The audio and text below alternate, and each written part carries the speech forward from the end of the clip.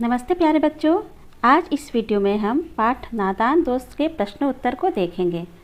तो चलिए वीडियो आगे बढ़ाते हैं। और जैसा कि आप सभी को मालूम होगा कि इस पाठ के लेखक हैं मुंशी प्रेमचंद।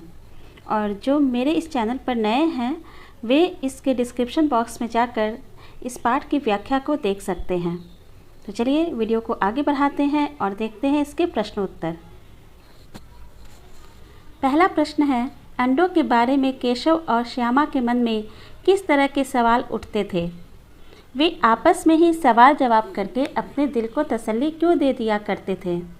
उत्तर है, चिड़िया के अंडों को देखना केशव और श्यामा के लिए बिल्कुल अनोखी बात थी। केशव और श्यामा ने चिड़िया के अंडे नहीं देखे थे और जब इन्हें पता चला कि चिड़िया ने इनके घर के कार्निस पर अंडे दिए हैं तो इनका मन जिज्ञासा से भर गया। वे दोनों अंडों के बारे में जानना चाहते थे।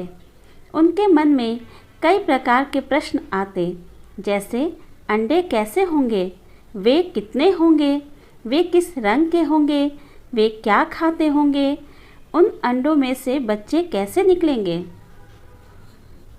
उन बच्चों के पंख कैसे होंगे, उनका घोंसला कैसा होगा।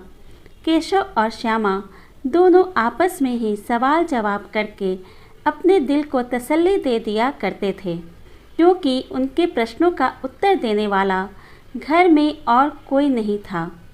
माँ को घर के काम धंधों से फुर्सत नहीं मिलती थी और बाबूजी दफ्तर के कामों में व्यस्त रहते थे।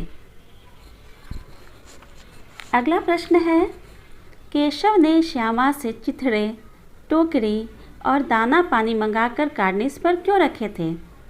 उत्तर है, कार्निस पर चिड़िया के अंडे थे। केशव और श्यामा ने सोचा कि अंडों से बच्चे निकल आए होंगे। उन्हें धूप से बचाने के लिए छत बनानी थी, इसलिए टोकरी मंगाई गई। चिथड़े से उनके लिए गद्दी बनाई गई। उन्होंने सोचा चिड़िया बेचारी इतना दाना कहाँ से लाएगी कि उन बच्चों का पेट भर सके, इसलिए चावल के दाने मंगाकर उनकी भूख मिटाने की व्यवस्था की गई। साथ ही साथ पानी से भरी प्याली भी टोकरी के नीचे रख दी गई, ताकि प्यास लगने पर उन बच्चों को इधर उधर न भटकना पड़े। अगला प्रश्न है, केशव और श्यामा ने चिड़िया के अंडों की रक्षा की या नादानी? उत्तर देखिए, केशव और श्यामा ने अपनी ओर से तो उन अंडों की रक्षा करनी चाहिए, पर यह उनकी नादानी सिद्ध हुई। चिड़िया अपने अंडों की रक्षा स्वयं कर सकती थी।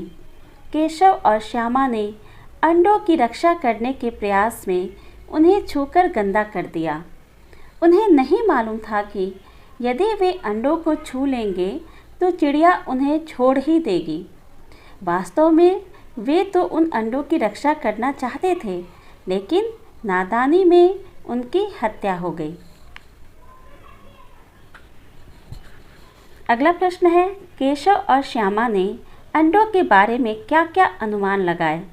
यदि उस जगह तुम होते तो क्या अनुमान लगाते और क्या करते? उत्तर देखेंगे बच्चों।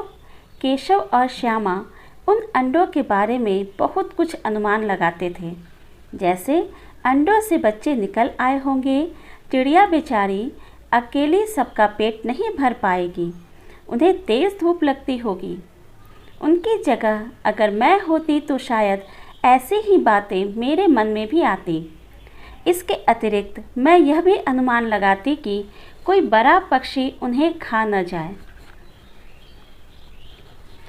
और मैं भी शायद उन अंडों को बचाने के लिए अथक प्रयास करती। अगले प्रश्न की ओर बढ़ेंगे।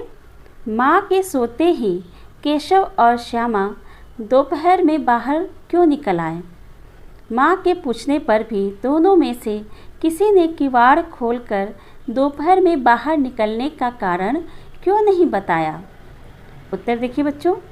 केशव और श्यामा उन अंडों को लेकर बहुत उत्साहित थे। वे उन अंडों की रक्षा करना चाहते थे, उनकी सुरक्षा की व्यवस्था करनी थी, खाने पीने का इंतज़ाम करना था, इसलिए दोनों चुपके से बाहर निकल आए। अगर माँ की नज़र उनकी इन हरकतों पर पड़ती तो वे उन दोनों को अंडों तक कभी न पहुँचने देती। माँ के पूछने पर भी उन्होंने किवाड़ खोलकर बाहर निकलने का कारण नहीं बताया, क्योंकि वे जानते थे कि अगर उन्होंने सच बता दिया तो उन्हें माँ से पिटाई मिलेगी। अगला प्रश्न देखिए बच्चों, प्रेमचंद ने इस पाठ का नाम नादान दोस्त रखा। आप इसे क्या शीर्षक देना चाहोगे? यह आप पर निर्भर करता है बच्चों। आप अपनी कल्पना शक्ति से कोई भी शीर्षक, कोई भी नाम दे सकते हैं। यहाँ मैंने एक नाम दिया है, नादानी बचपन की। और इसके साथ इस वीडियो को मैं समाप्त करती हूँ। धन्यवाद।